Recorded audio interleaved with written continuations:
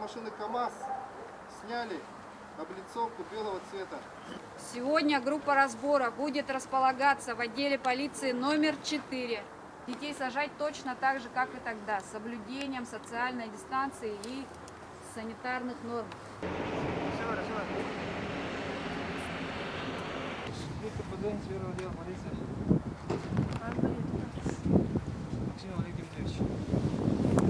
Точно?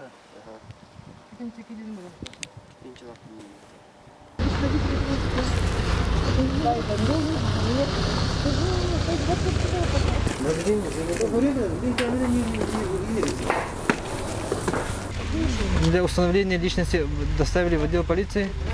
Вот он именно провели данные его.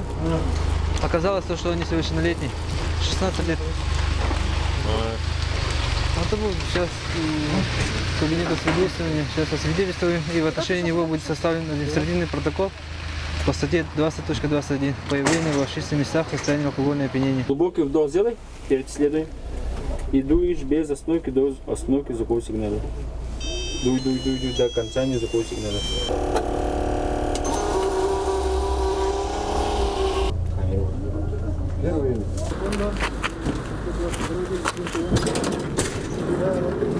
Вот задержали девочку, получается, она ребенок опекаемый.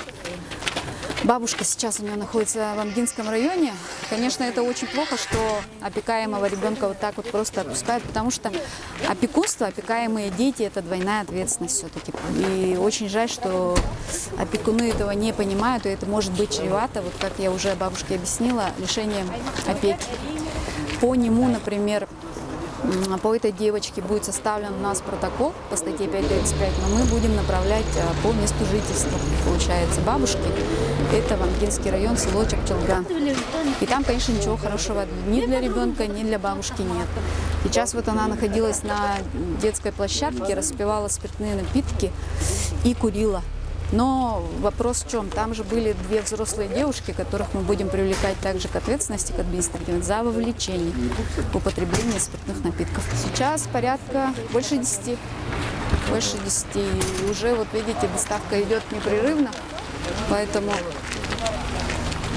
Но вот трое пока в состоянии алкогольного, либо за распитие.